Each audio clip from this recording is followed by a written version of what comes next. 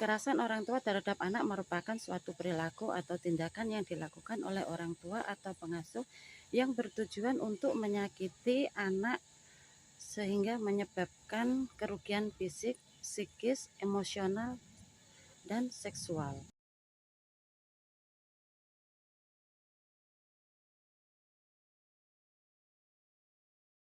Gejalanya atau ciri-cirinya bisa bervariasi tergantung dengan kekerasan yang dialami oleh anak.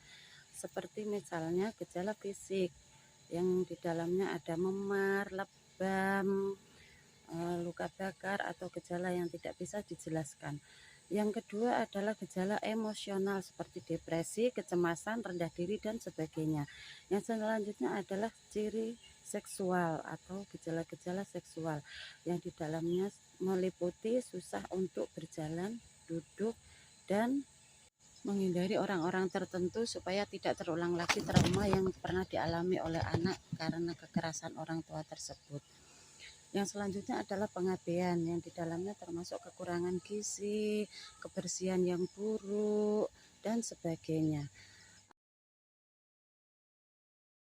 Penanganan anak yang mengalami kekerasan orang tua ini bisa melibatkan pendekatan multidisiplin seperti intervensi medis, psikologis, pendidikan, dan sosial. Ada beberapa langkah yang bisa diambil saat menangani masalah kekerasan orang tua ini. Di antaranya ada yang pertama, ada identitas dan laporan. Yang kedua, intervensi psikologis. Yang ketiga, perlindungan hukum. Yang keempat, rehabilitasi dan reintegrasi. Dan yang kelima, ada pendidikan dan kesadaran. Identitas dan laporan yang di dalamnya termasuk pendidikan, pelatihan bagi guru dan staf sekolah untuk mengenali tanda-tanda kekerasan dan prosedur laporan yang tepat.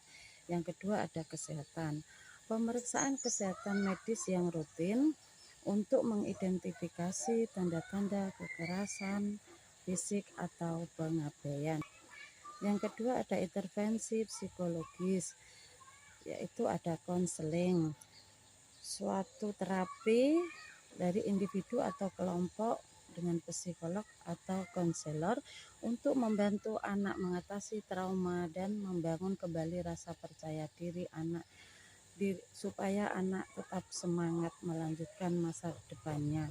Yang kedua ada dukungan emosional, penyediaan lingkungan yang aman dan mendukung di sekolah atau tempat penampungan sementara. Yang ketiga ada perlindungan hukum yang di dalamnya ada perlindungan anak. Masyarakat bekerja sama dengan lembaga perlindungan anak untuk memastikan keselamatan anak dari perilaku kekerasan supaya anak merasa aman.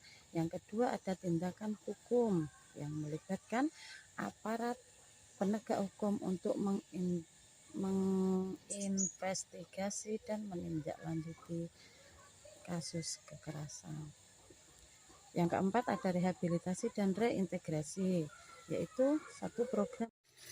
Yang keempat ada program rehabilitasi dan reintegrasi.